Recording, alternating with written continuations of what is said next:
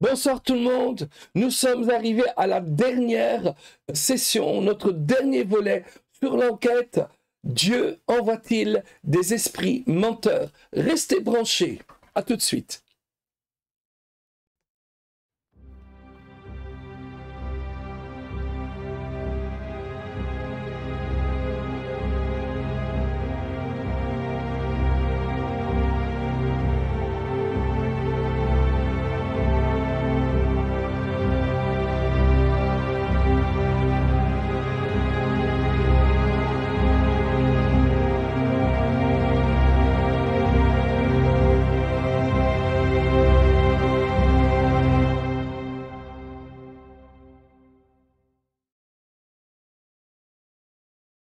Bonsoir et bienvenue au 9e volet de notre enquête. Dieu envoie-t-il des esprits menteurs? Nous vous encourageons à aller revoir les 8 premiers volets et vous allez voir comment de session en session, nous arrivons de plus en plus en profondeur pour comprendre le passage 1 Roi 22 dans lequel Michée a une vision d'une cour céleste ou de la cour céleste et dans lequel Dieu demande qui va tromper Achab, et un esprit lui dit je vais le tromper, et Michée dit ensuite Dieu envoya un esprit menteur à tous tes prophètes. Et nous avons vu ensemble que Dieu n'envoie pas d'esprit menteur, mais qu'il faut comprendre différemment ce passage.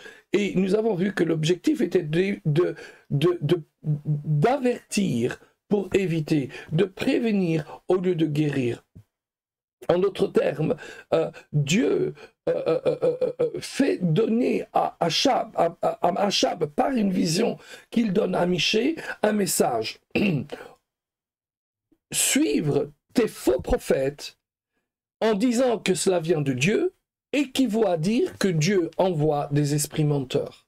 Je répète, Achab, suivre tes faux prophètes et leurs prophéties dont ils disent qu'elles viennent de Dieu, équivaut à dire que Dieu envoie des esprits menteurs. Et la bonne nouvelle est, Dieu n'envoie pas d'esprits menteurs. Et donc nous avons vu ensemble la dernière session que tout passage ne peut avoir qu'une interprétation, mais il peut avoir de nombreuses applications. Et nous nous sommes posé la question, mais comment va-t-on appliquer ce fameux chapitre 22 de 1 Roi et l'appliquer dans notre vie? Nous avons vu que nous pouvions voir là 4 applications possibles et faisables. D'ailleurs, on va voir ça ensemble. On peut appliquer ce passage psychologiquement, moralement, c'est ce que nous avons vu les deux fois, la fois précédente, doctrinalement et spirituellement. Et aujourd'hui, nous nous attarderons sur le doctrinalement et le spirituellement. Amen. Donc, comment on peut interpréter ça? Bon, quand on a parlé de cette application doctrinale, psychologique, on a dit que l'idée, c'était dire à quelqu'un qu'il est en train de se faire avoir pourrait s'avérer plus efficace que de lui dire qu'il se trompe. Aucun désastre va lui arriver. Pour la partie de l'application morale, on a dit, Michée essaye de réveiller l'attention du roi au fait que les prophètes ne cherchent pas à annoncer les oracles de Dieu, mais à parler selon ses désirs à lui, au roi Achab. Amen. Et donc aujourd'hui, nous allons voir un peu plus loin, nous allons essayer de trouver, essayer de comprendre encore 2 manières d'appliquer ce passage d'une manière doctrinale et spirituelle. Voyez-vous, doctrinalement d'abord, en attribuant à Dieu l'origine de cet esprit menteur, Michée pose un problème doctrinal à Achab. Il sait que Dieu ne peut pas mentir. La Bible est claire à ce sujet. Dieu n'est pas un homme pour mentir. Nombre 23, 19. C'est le message de Dieu qu'il aurait dû accepter quand il a dit « Tu vas mourir si tu pars en bataille et désobéis à Dieu ». Pas le message des prophètes menteurs. Voyez-vous, ce n'est pas Michée qui annonce le désastre. C'est le Seigneur qui annonce lui-même le désastre. De leur bouche, les faux prophètes ne profèrent que le mensonge. Et en s'opposant à Michée, Achab s'oppose à Dieu, car c'est de la part de Dieu qu'il parle. Achab aurait dû reconnaître le message de Dieu de la bouche de Michée et non de ces faux prophètes qui ne sont en fait que des charlatans. En fait, lorsque Michée arrive et qu'il lui promet la victoire, le roi Achab lui dit « Tais-toi » je paraphrase. « Dis-moi exactement ce que Dieu dit. » Lorsque Michée lui promet la victoire, il sait que ce message ne vient pas de Dieu. Et donc il lui dit de lui dire ce que Dieu lui dit. Mais, lorsque Michée donne le message de Dieu, alors Achab est furieux. Et il dit au roi Josaphat, tu vois, il ne me promet rien de bon. Mes amis, il est important pour nous, vous savez, avec toutes les voix qui sont autour de nous, à apprendre à discerner la voix de Dieu et accepter celle et seulement celle qui vient de Dieu. Amen. Comment je peux appliquer cela? Aussi belle et séduisante que puissent être les paroles prophétiques que l'on puisse entendre, celles-ci ne doivent jamais se dresser contre la vérité de la parole de Dieu. L'enfant de Dieu doit savoir ce qui vient de Dieu et refuser le reste, même si ce reste correspond tellement à ce qu'il désire. Une parole prophétique doit toujours ensuite passer par le crible du jugement, d'une séparation de ce qui vient de Dieu et de ce qui ne vient pas de Dieu, de ce qui est doctrinalement saint et de ce qui ne l'est pas. La doctrine de Dieu reste toujours le maître par lequel il faut mesurer la parole prophétique. Amen. Ensuite, voyons comment on peut appliquer ce passage de manière spirituelle. Il y a encore une autre lecture de ce passage, à savoir que malgré l'entêtement d'Achab, le Seigneur agit par compassion. Il l'avertit, il le prédit les conséquences de ses actes en espérant obtenir une réponse affirmative. Pour ce, il fait dire à Michée cette vision sarcastique. Autant il serait impossible que Dieu envoie un esprit menteur, autant cet esprit menteur sort vraiment de la bouche des faux prophètes à la solde du roi. Et par cette vision, il l'avertit. Ne comprend-il pas qu'il est manipulé par une horde de mercenaires qui n'ont pour seul souci non de se préoccuper de la vérité, mais de plaire à ce roi, tant que celui-ci continue à les nourrir. C'est en raison de cette compassion que le Seigneur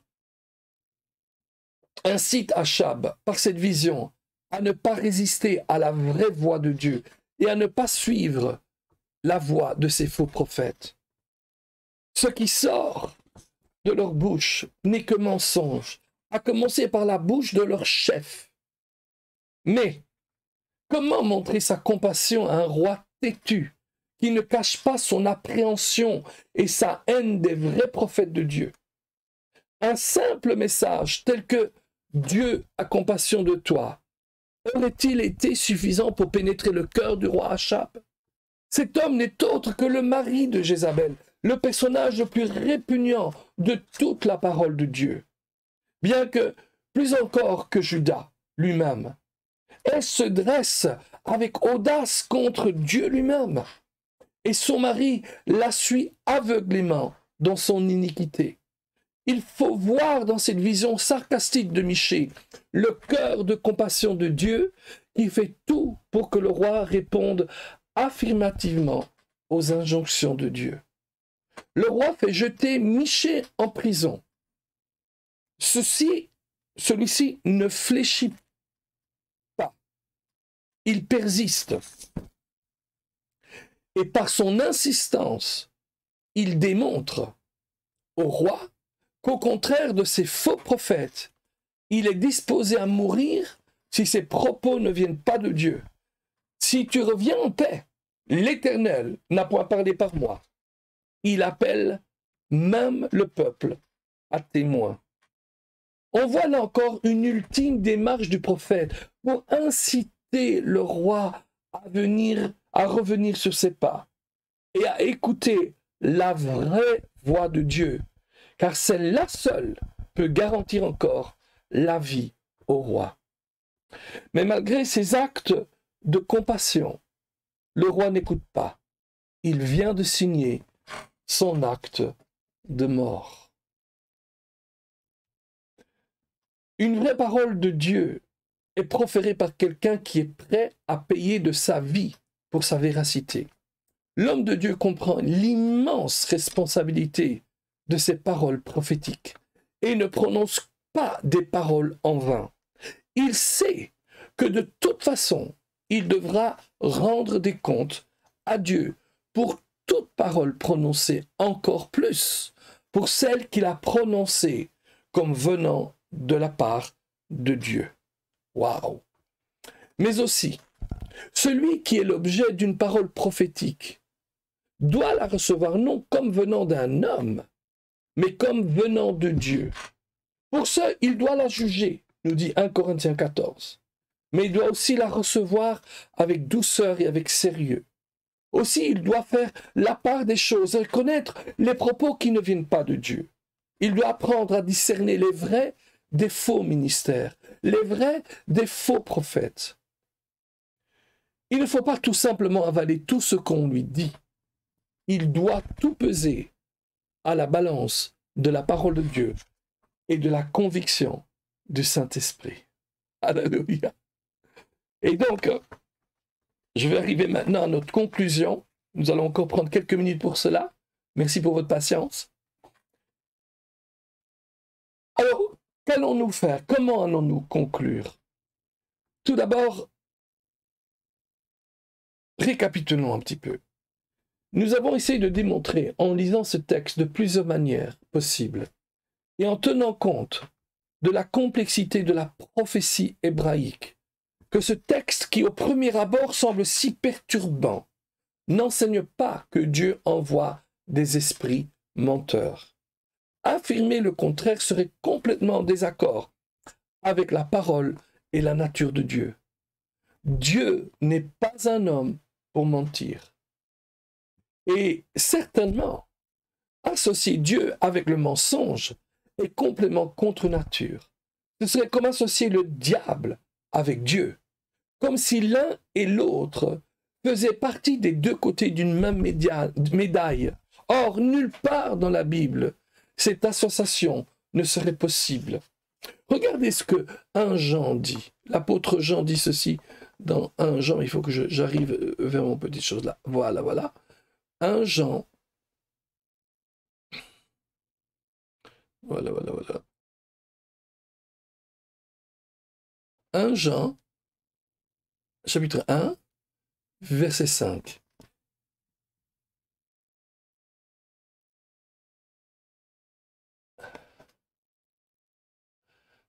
Et regardez ça avec moi. Alléluia.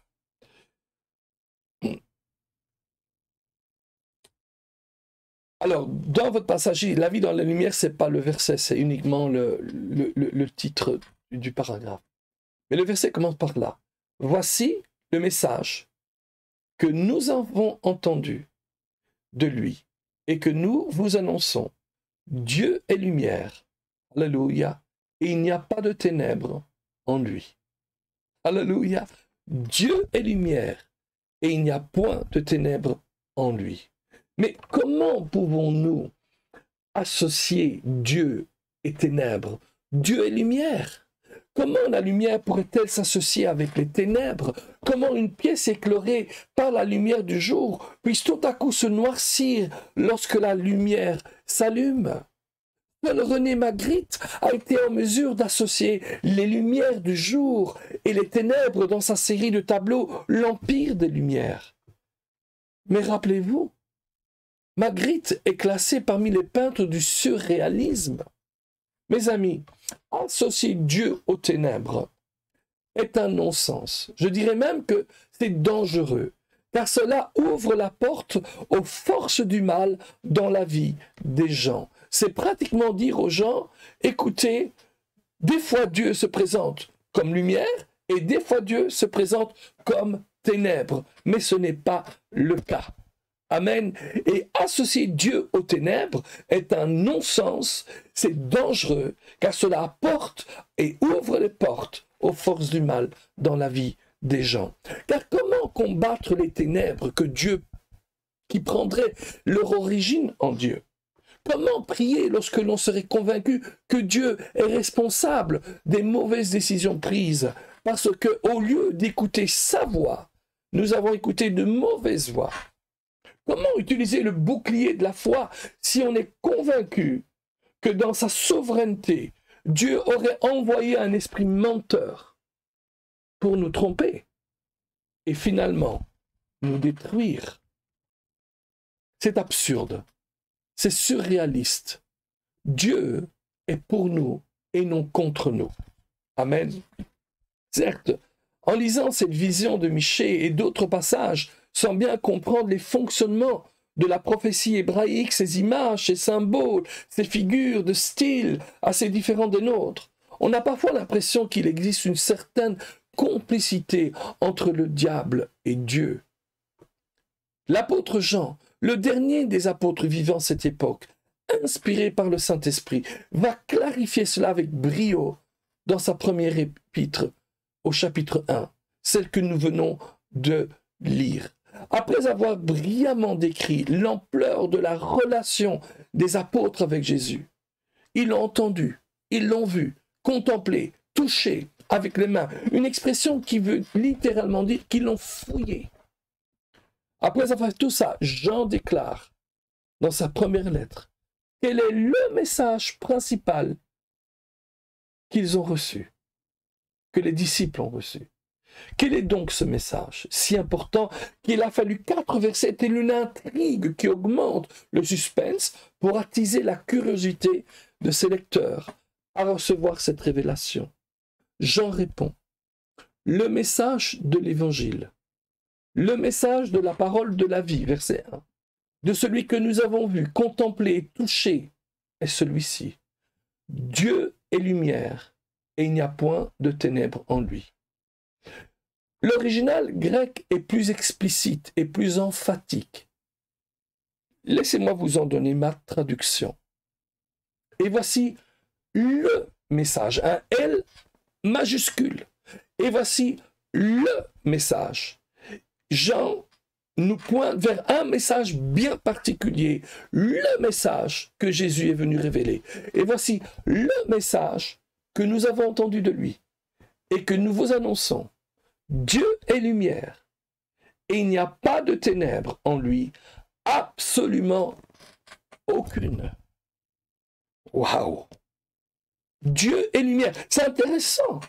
Mais est-ce que les Juifs de l'époque ne savaient pas que Dieu était lumière? Ben apparemment non. Mais Jésus est venu révéler ce message, le message principal qu'il est venu apporter, c'est que Dieu est lumière. Et il n'y a absolument pas de ténèbres en lui, absolument aucune.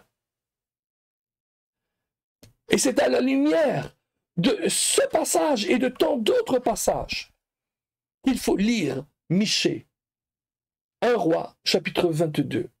Voyez-vous, une mauvaise interprétation de la vision de Michée conduit à croire que Dieu et le diable sont de connivence. Une bonne interprétation de la vision effacera cela et se montrera en accord avec la vraie nature de Dieu, à savoir un Dieu bon, qui aime son peuple, rempli de compassion, qui avertit pour éviter, qui dénonce pour ne pas détruire et qui attend une réponse pour se repentir des mauvaises conséquences qu'il avait annoncées. Mes amis, c'est comme cela qu'il faut lire la vision de Michée.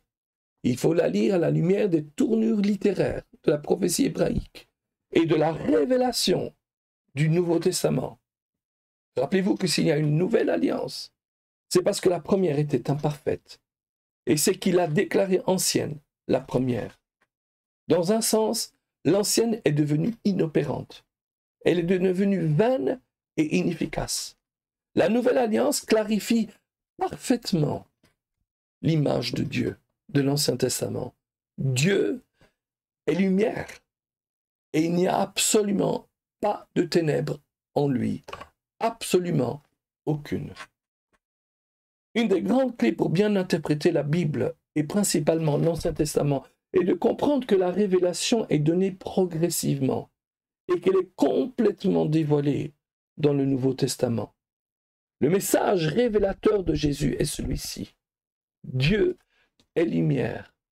Il ne vit pas en concubinage. Il ne cohabite pas avec les ténèbres, avec le diable. La vision de Michée ne peut pas aller à l'encontre de la révélation finale. Pour la comprendre, il faut absolument la lire au travers de la révélation de la Nouvelle Alliance. Ou je peux même dire ceci, notre interprétation de la vision de Michée ne peut pas aller à l'encontre ou contre la révélation finale. Pour bien interpréter 1 Roi 22, il faut absolument le lire au travers de la révélation de la Nouvelle Alliance. Mes amis, ceci termine, comme je vous l'ai promis, le 9e volet, mais aussi toute notre enquête sur Dieu envoie-t-il des esprits menteurs. Je pense et j'espère avoir été à la mesure de vous assurer que Dieu n'envoie pas d'esprits menteurs. Soyez bénis et à la prochaine, nous aurons une nouvelle série très bientôt. Restez branchés sur YouTube, demandez les notifications sur nos nouvelles vidéos et vous pourrez très rapidement recevoir la notification pour la nouvelle vidéo que nous ferons. Vous pouvez aussi vous inscrire sur notre lettre de nouvelles, aller sur notre site web donatoanzalone.org et vous allez avoir un pop-up qui dit « Inscrivez-vous à la newsletter » et ainsi vous pourrez recevoir nos lettres de nouvelles. Elles sont gratuites, elles sont là pour vous. Nous vous aimons. À bientôt. Et bien sûr, on est à la fin de l'année, donc bonne année à tous. Et Dieu vous bénisse.